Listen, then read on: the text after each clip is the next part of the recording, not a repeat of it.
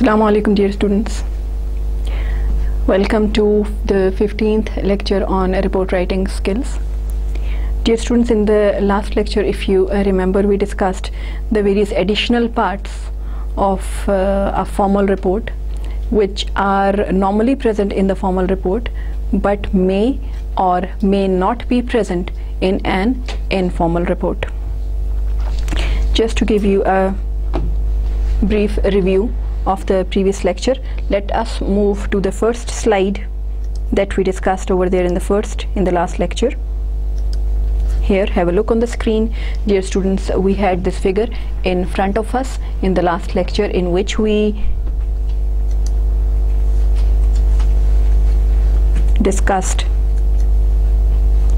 Kindly have a look on the screen. The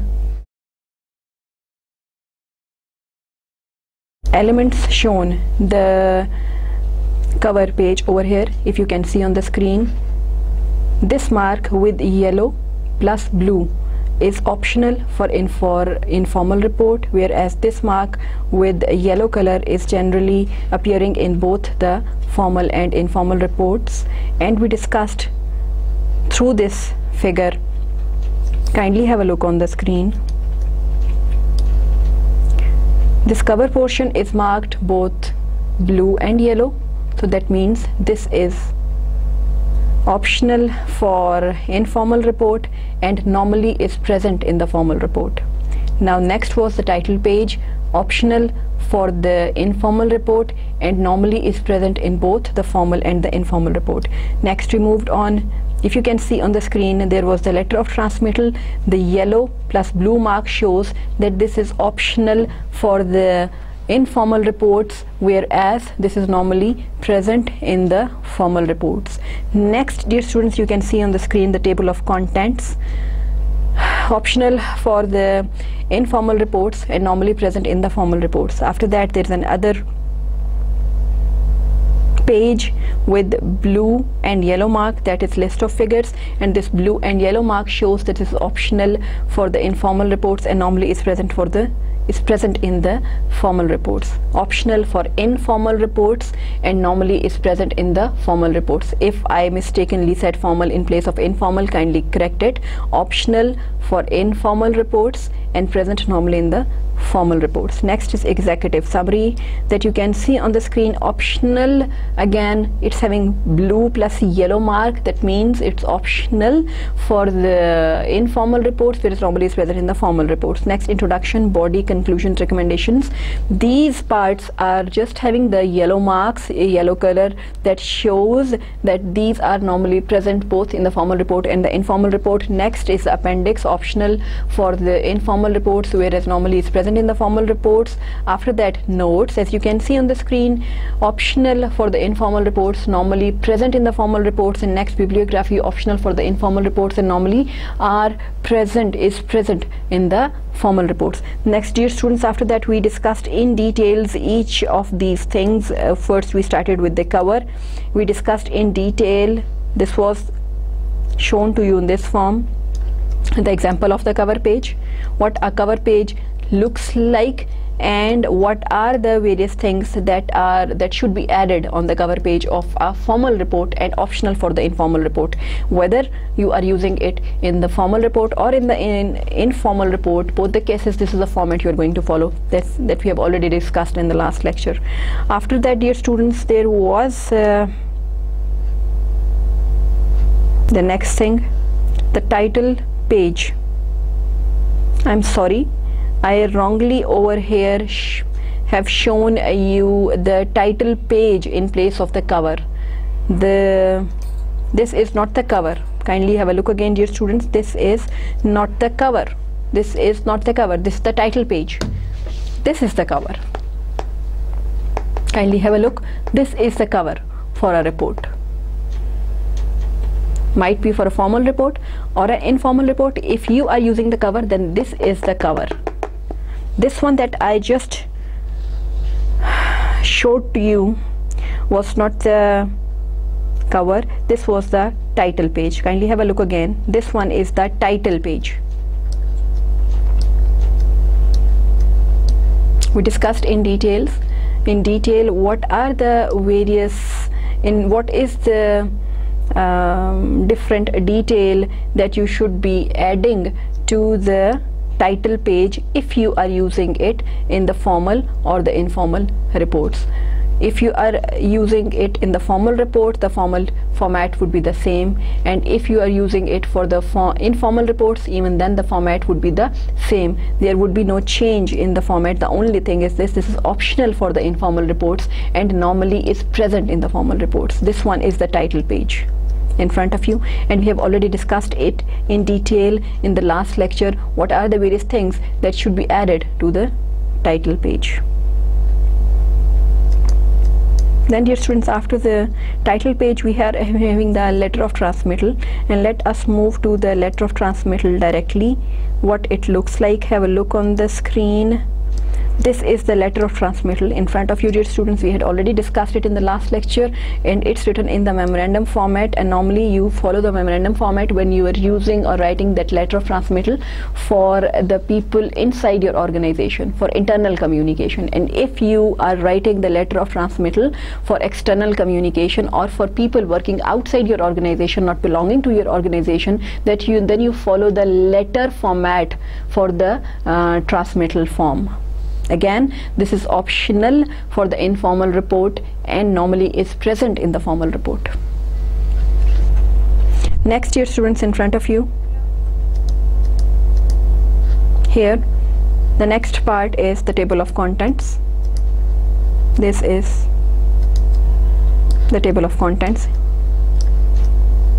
Again, this part is optional for the informal reports and normally is present in the formal reports.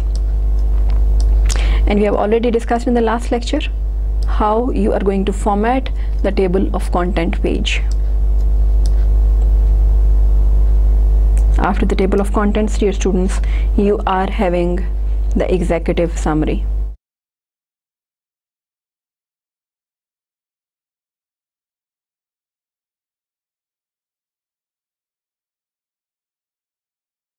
Dear students, in the last lecture we have already discussed in detail what are the various things that should be added in the executive summary of a formal report, and it's optional for the informal report. Whether in the formal report or in the informal report, what are the various things that should be added in the executive summary? Let me repeat it for you.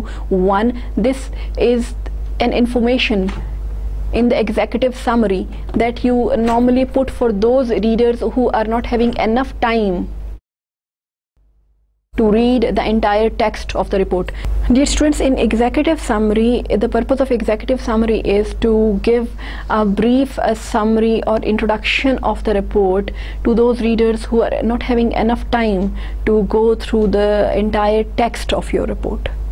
As you can see on the screen, the written thing is to present an overview to the people who do not have time to read the entire document, as you can see on the screen. Then, dear students, we discussed in the last lecture that for when you are writing the executive summary of a report, normally you yourself are the writer of the report and you yourself are writing the executive summary of your own report. But sometimes it also happens like this, that somebody else asks you to write the executive summary of an already published report of another author.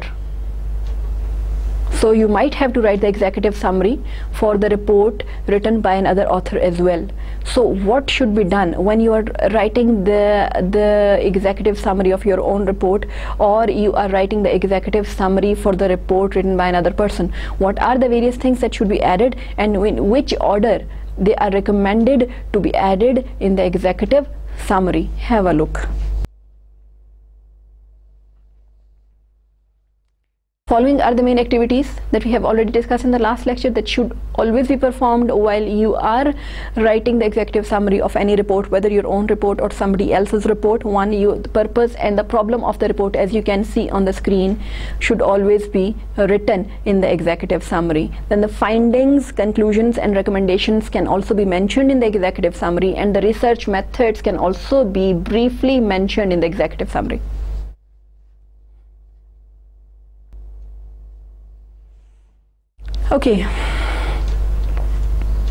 Dear Dear students, there are some strategies while you're writing the executive summary of your own report or somebody else's report, and we have already discussed it in the last lecture, that what are those strategies. Number one, you should be reading the first and the last sentences of all the paragraphs of the original report, because first sentence and the last sentence of the paragraph normally is very crucial, is very important, and normally it gives you the main idea of the whole paragraph, and you are writing the executive summary there. You cannot afford to miss the first and the last sentences of the paragraphs of the whole report.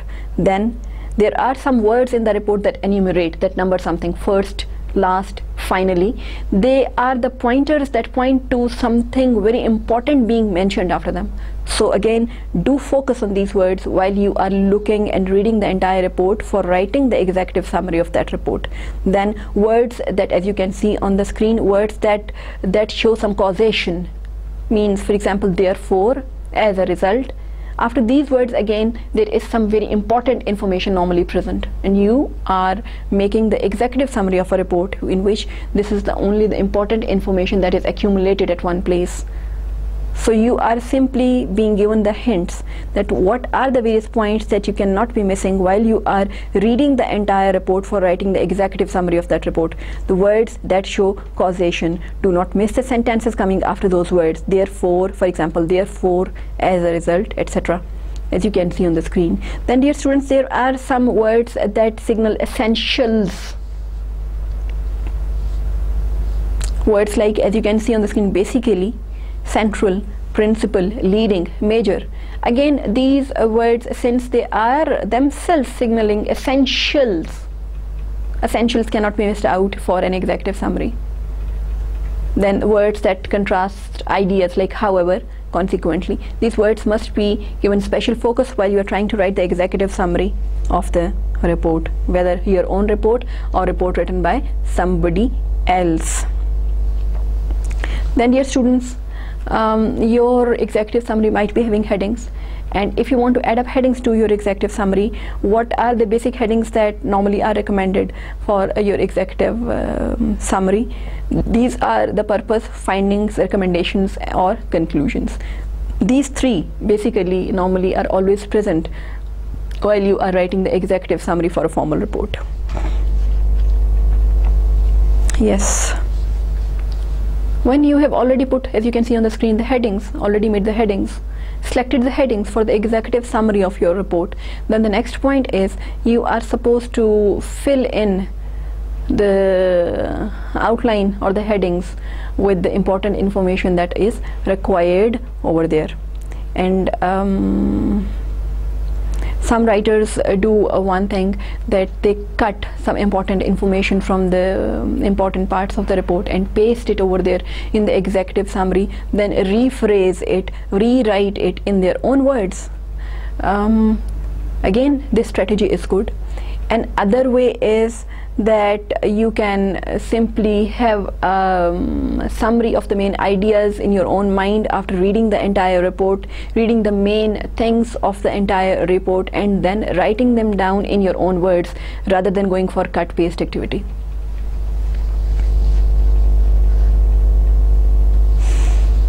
Yes, how to begin the executive summary? Normally, writers begin the executive summary with the word, the purpose of this report is to. But if you are a more professional and experienced writer, you can opt any other better option than this one as well. But normally the executive summary begins with this sentence, the purpose of this report is to whatever. Then remember one thing, dear students, whenever you are writing the executive summary for a report, you should be writing it in the same order of the ideas as they are appearing in the main report. For example, there are A, B, C, D, E, F, G, H, I, J, K, L, M. These ideas are being discussed in the main report. Now, when you are writing the executive summary of this report, you should not be placing B before A, D before B, J before I. You should be placing the ideas, if you are picking the ideas for the executive summary, in the same order as they are appearing in the main report. If A is in the beginning, then A should be also in the beginning of the executive summary. If B is at second number, then B should also be at the second position in the executive summary. Then if C is at the third position, then C should be at the third position in the executive summary as well. That means the ideas should appear in the same order as they are appearing in the main report. Same order should be followed for the executive summary as it is being followed in the main report.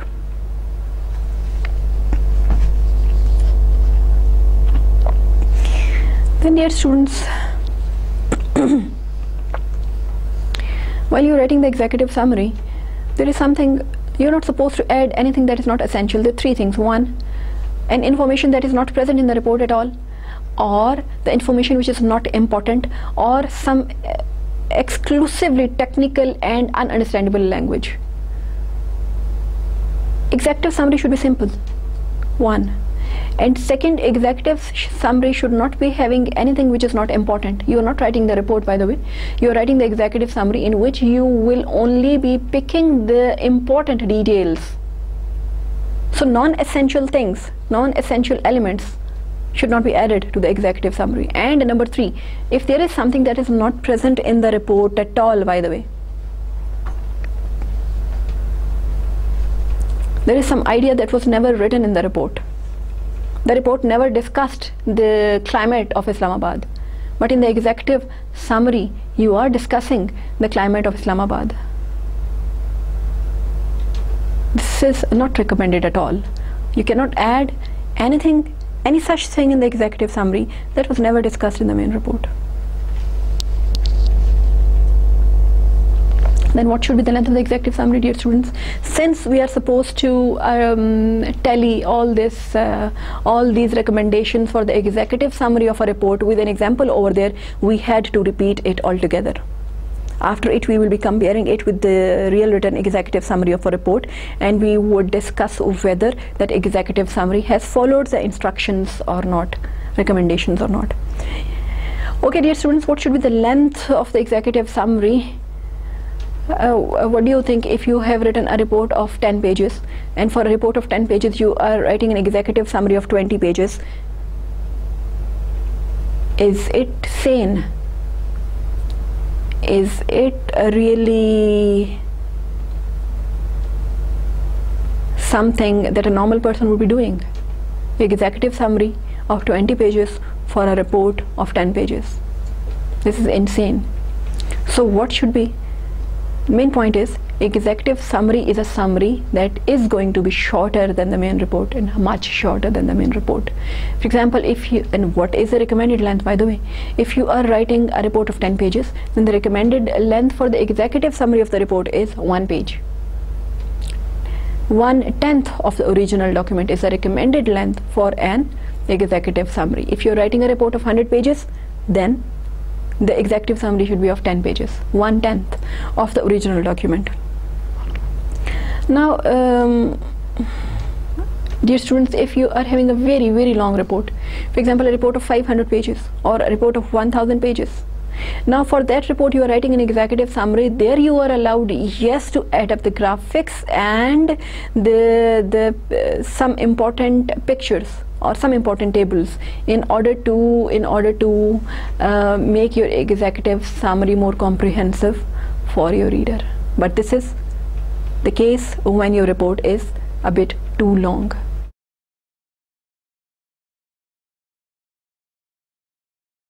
Okay, dear students, now we will be moving to the example of the executive summary. Here, dear students, in front of you, this is the executive summary. I'm scrolling it up and down for you. Here, here, this is the executive summary for a report. Now let us analyze this executive summary in order to understand the real purpose of the executive summary.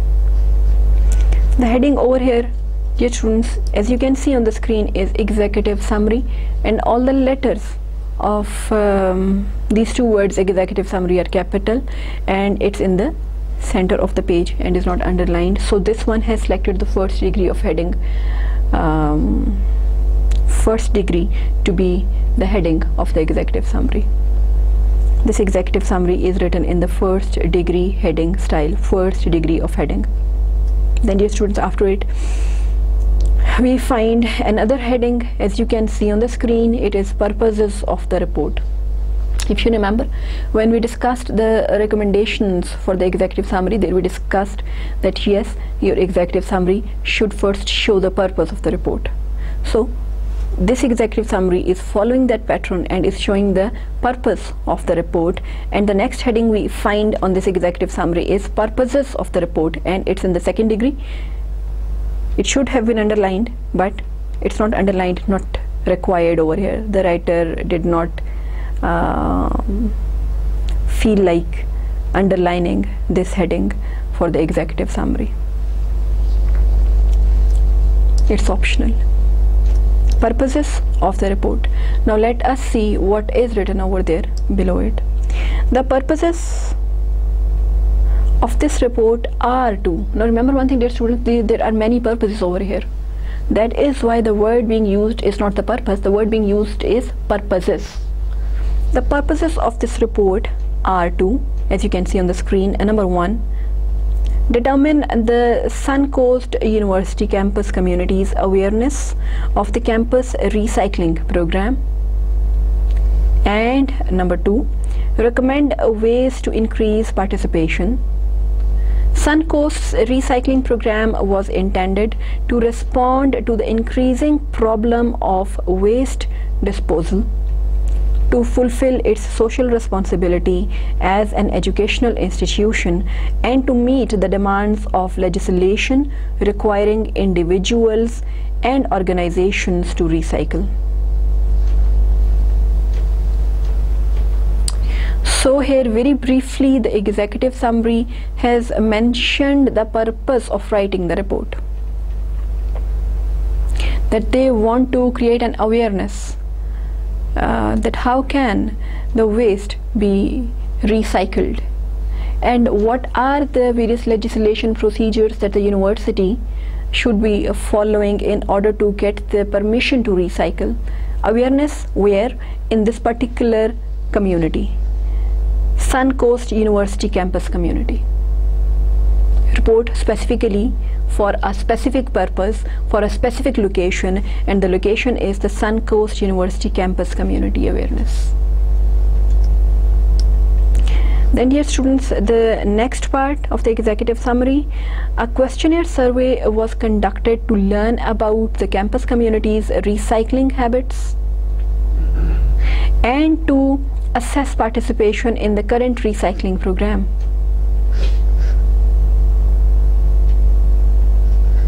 A total of 220 individuals responded to the survey. Since Suncoast University's recycling program includes only aluminium, glass, paper and plastic at this time, these were the only materials considered in the study.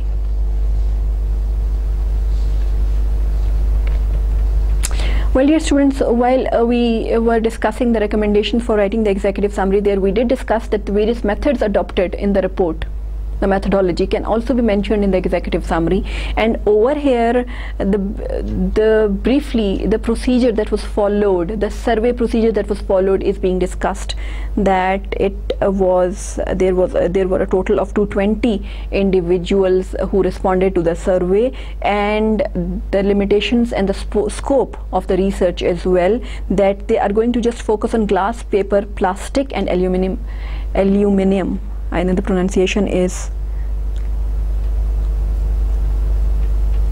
aluminium at this time. They are not going to focus on the recycling of any other material while they are going for this survey of recycling of the waste by Suncoast University community.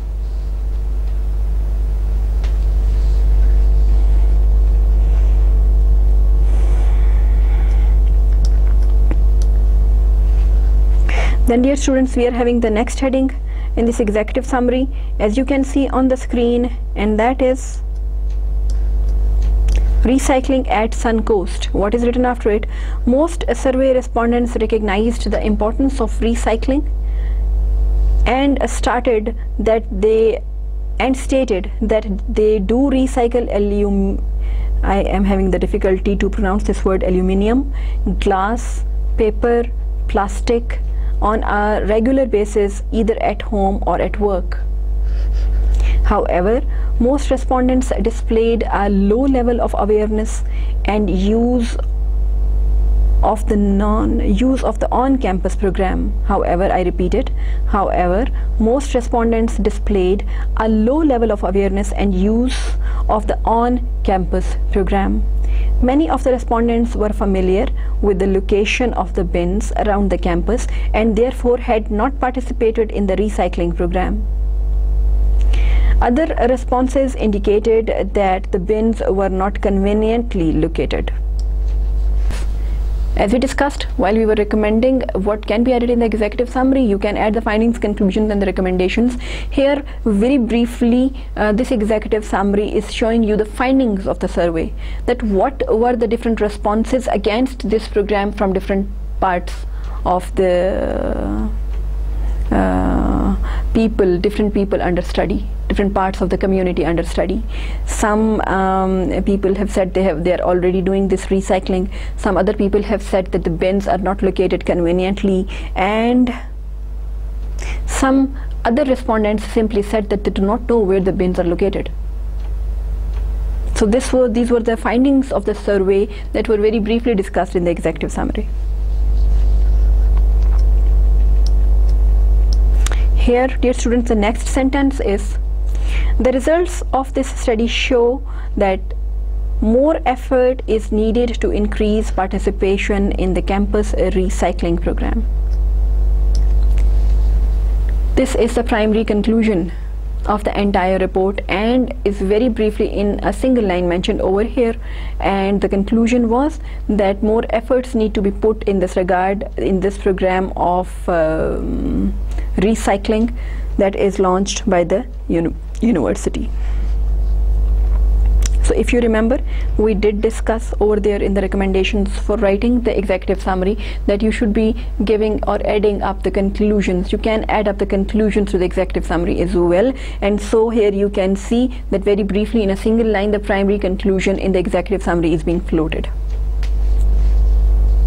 Then, dear students, the next heading, as you can see on the screen, recommendations for increasing recycling participation. What is written? Recommendations for increasing participation in the program include the following. 1.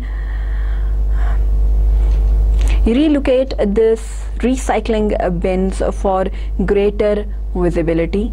2nd, develop incentive programs to gain the participation of individuals and on-campus student groups. 3. Train student volunteers to give an on-campus presentations explaining the benefits of using the recycling program. Increase advertising about the program.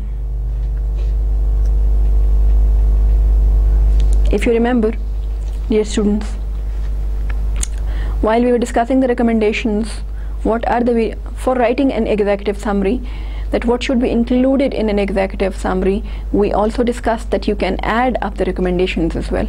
So here, yes, this executive summary is coming up with the recommendations coming out from that report. What are the various recommendations? 1, that they are recommending that the locations of the bins should be changed. Then 2nd, incentives should be given to the people so that they can find themselves more interested to participate in this program.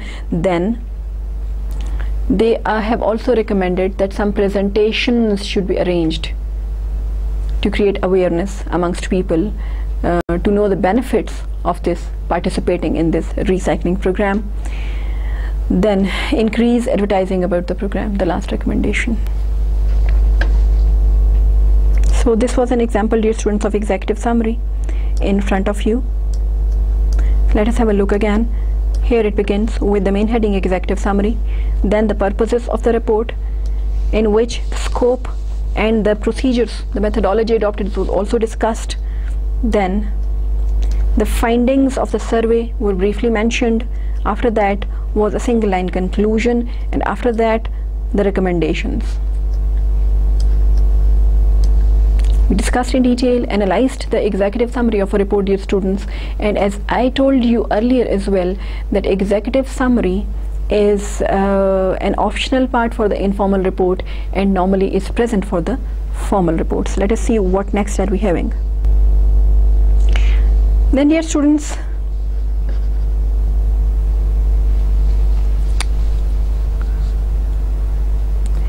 we are discussing the additional parts of a report in addition to introduction, conclusions and recommendations, and we have already discussed the cover, the title page, the table of contents, then the letter of transmittal, executive summary, and after that we are having introduction, then the main text portion, conclusion, and then next we can have the appendix. What is an appendix? Dear students, if you want to attach your survey form, if you want to show your reader what are the various elements, what are the various questions, what were the various points that were discussed in the survey form, or you think that if you attach that survey form with your report, that would enhance the comprehension or understanding of your reader for the report, then yes, you can attach that survey form in the form of appendix. If you have some questionnaire, then you can attach that questionnaire as well in the appendix. If you are having some other material that is relevant to your report and is important and should be shown to the reader, again you can add that material, attach that material in the appendix. If it's only one attachment, if in the appendix, you will be only labeling it as appendix A. If you are having another attachment, it will be appendix B, yet another appendix C, yet another appendix D, as many as you want.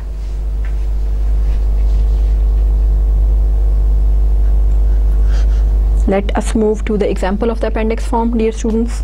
Here, dear students, on the screen, this is an example of an appendix attached here. Kindly have a look on the screen. This is a survey form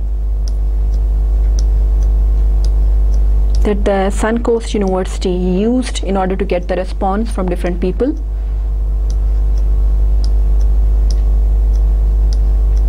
Against the recycling program. First page of the form, and this one is the second page. Have a look. The survey form attached in the appendix.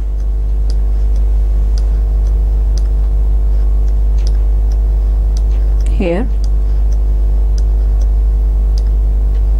And let us have a close look again on the survey form to know what exactly it looks like. Say if you have to sometimes make a survey form, then how can you make a survey form? Here, Suncoast University Recycling Program Survey. Have a look on the screen. Suncoast University.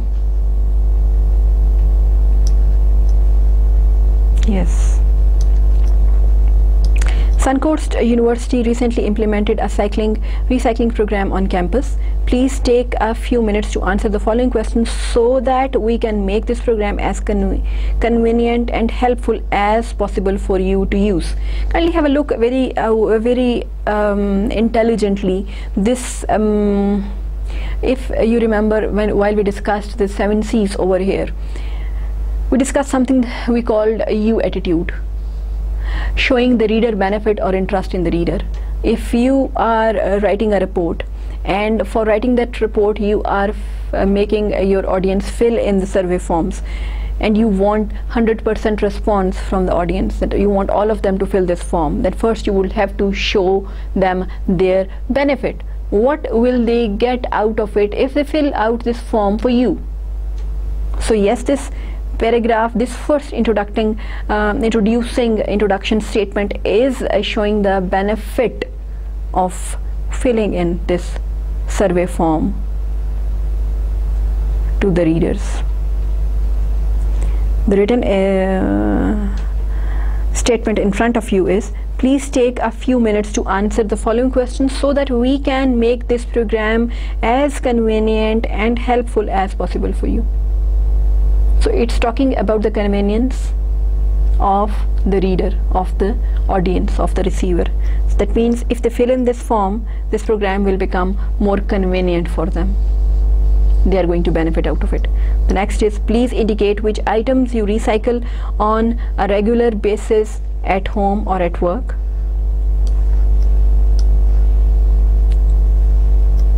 Check all that apply. For example, if there is a person who only recycles glass, she will be only marking this option. If a person recycles glass and paper both, then the person would be marking glass and paper both. If glass, paper, plastic 3, then marking 3 options. If none of the options. If aluminium, then aluminium only. Then the next question is, do you live in an area where the city / country requires a separation of trash? Then the answer is in yes and no.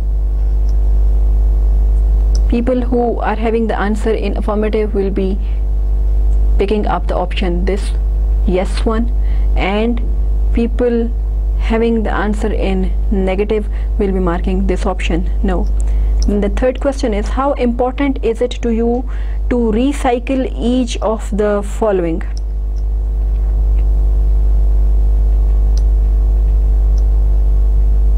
Right here, aluminium, glass, paper, plastic. 4 options given, and as I told you in the executive summary, the writer has already told the reader that they will only be picking up the recycling program for these 4 elements. That is why only these 4 elements are present in the survey form. Which ones? Aluminium, glass, paper and plastic. No other material is being discussed or being asked for or is mentioned in the table. Only these 4 options are picked up. Then after it, the options: extremely important, somewhat unimportant, extremely unimportant. 4th question, how likely would it be for you to go out of your way to put something in a recycling bin? Very likely, somewhat likely, somewhat unlikely, very unlikely. Now in the survey form, the ranges, as you can see on the screen, the ranges are given, and when you are very intelligently mentioning the ranges, dividing them into 3 or 4 categories, then it's very easy for you to tabulate the results. You can add some percentage to each option and then compile those percentages to get the results in the tabulated form after the survey. Next is, which of the following items do you recycle most often? Choose one item only. Now in the questions given above, check all that apply. In question number 1, please indicate which items you recycle on a regular basis at home or at work. Now check all that apply, but this question is a bit different. You are supposed to pick up only one option. Which of the following items do you recycle most often? And the options given: aluminium, glass, paper, plastic and others. Only one option is supposed to be picked up. The following are the locations of recycling bins on the campus. Check all those of which you are aware. Now here, basically through this question, the writer is trying to judge that are the people around us having some difficulty against the location of the bins? Are they aware where these bins are located? So this will help them to give the proper recommendations for improving the practical implementation of the recycling program. Because recycle bins are practically required if you want to practically implement the recycling program, and if people do not know the location of the recycling bins, or they find it difficult to reach the recycling bins, then this is something that should be brought to the notice of the authorities. And in order to exactly know what is the exact situation, they have put this question in the survey, and the question is, the following are the locations of the recycling bins on the campus. Check all those of which you are aware. Administration building, bookstore, campus dorms, computer labs, engineering building, library, social sciences buildings, student union. I am unaware of any of these recycling bins is the last option. 10 dear students, the next page, this is a 2-page survey form. We are moving to the next page of the survey form. Have a look. This is the next page. And the 7th question, which of the following recycling bins have you actually used? Check all that you have used. Now, what is the objective of putting this question, by the way? The objective basically is that they will very easily locate those bins which are very often used, and those bins which are either not used or their use is very scarce. Bins to which people oftenly move, and those bins to which people do not go, or which are out of the way, or which are simply useless at different locations because people do not use them because of any reason. So the question is, which of the following recycle bins have you actually used? Now through this activity, dear students, you can learn how to design your survey form, keeping in your mind the purpose of your report. The purpose was to improve the recycling program by the University Coast, and for that you are trying to write a report, and you have to give the recommendations, and for that you are trying to gather the data through survey, and you are picking up those questions which will really make you understand which recommendations are the ones which will be really helpful in order to improve the recycling program. And how can you improve unless you do not know the problems? So you are trying to locate the problems that are there in the improvement or practical implementation of the recycling programs, and at the moment these questions are discussing the locations of the bins and their usage. Question number 7, through the survey form. Question number 7, which of the following recycling bins have you actually used? Check all that you have used. As you can see on the screen, again, administrative building, bookstore, campus dorms, computer labs, engineering building, library, social science buildings, student union. I have not used any of these recycling bins. The next question is, if you don't recycle on the campus, why don't you participate? If you don't recycle on campus, why don't you participate?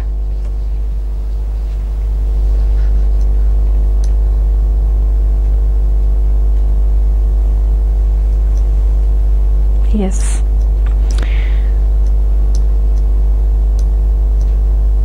And the options given are, I am not in the habit of recycling, I don't know where the bins are, the bins aren't convenient to me, and other. If you remember, one of the recommendations was try to arrange some presentations in order to increase the awareness amongst the people regarding the benefits of the recycling. So over here, if you don't recycle, the question, if you don't recycle on the campus, why don't you participate? You are trying to judge the response of the people. Why are they not responding?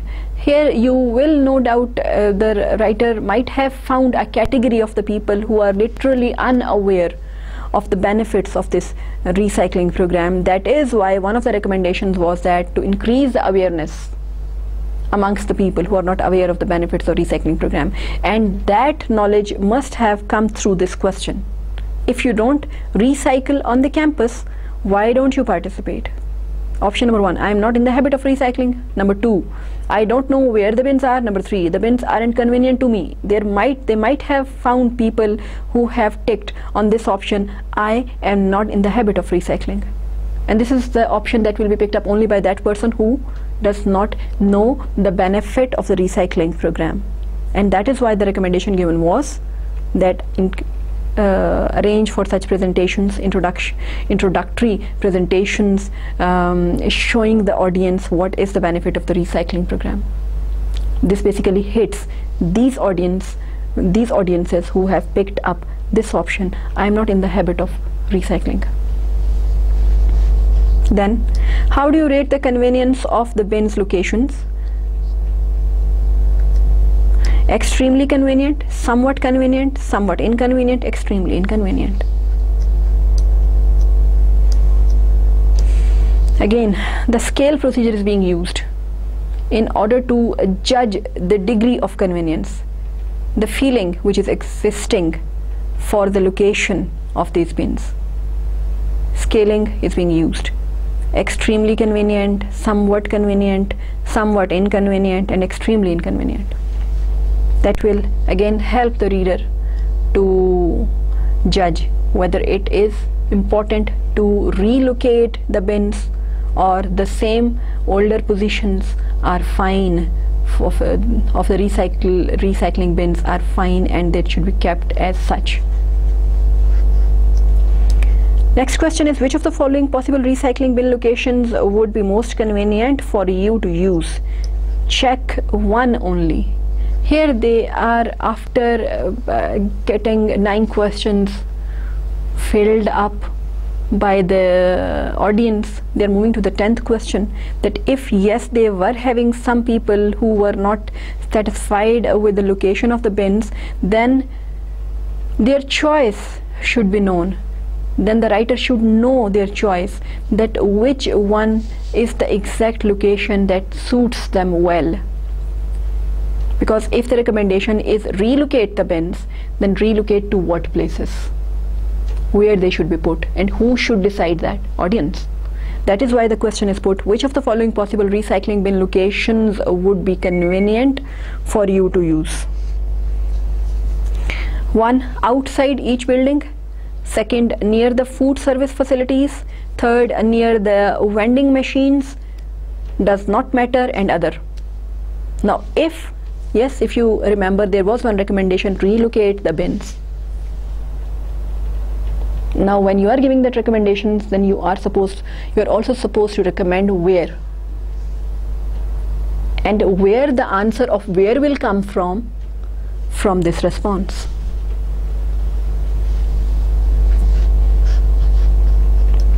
Then, dear students, please indicate. Whenever you are writing a report, there is some data that is called the demographic data. Age, gender, then qualification, then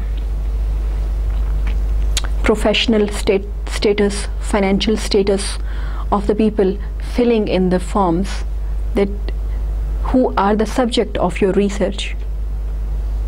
Then for having that information with you, this question is added to the survey form. Please indicate who are you: student, faculty, administrator, staff.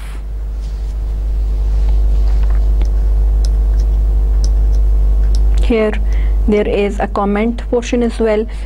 Sometimes it's quite possible that you have worked literally hard on your survey form, but even then, one way or the other, consciously or unconsciously, you miss out something, some important question, some important point, some important clue, or some important suggestion, or some important question that should have been added to the survey form. Here, this portion of comments might help you locate the important missed out portions by you, if at all. So adding up this comments portion is always helpful for the writer of the report. It is having no negative impact of any sort. Then, as you can see on the screen, Thank you for your responses. Please return the questionnaire in the enclosed stamped envelope to Suncoast University School of Business, room 321. If you have any questions, please call 555-450-2391. Now, dear students, this is ending with appreciation and instructions.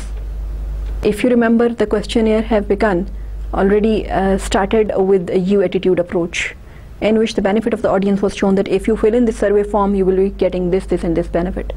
And over here, this is the ending with appreciation and instructions that if you want anything else, we are always available to help you out.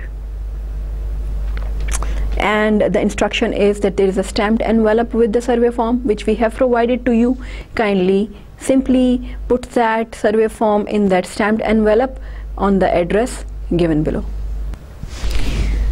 So dear students, this was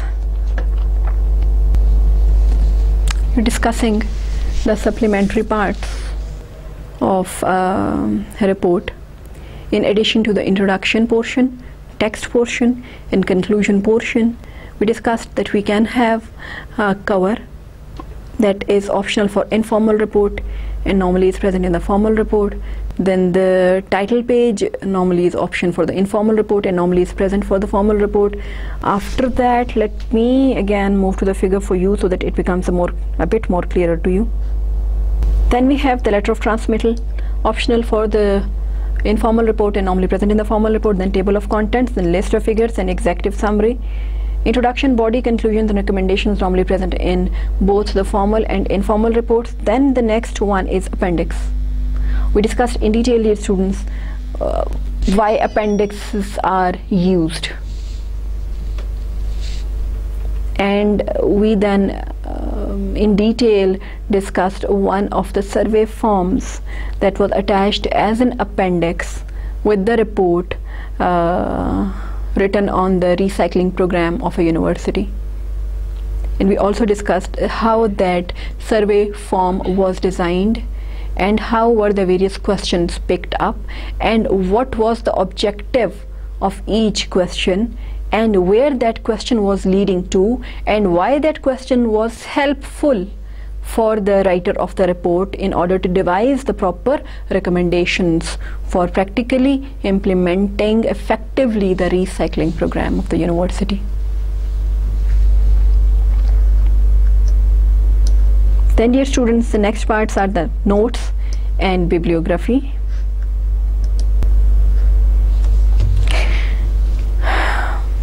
Why referencing is required. And then we will be winding up today's lecture and we will be discussing in detail the different referencing styles. And just to give you an introduction, why do we add references in the end of the report? Whenever you are writing a report, dear students, you are not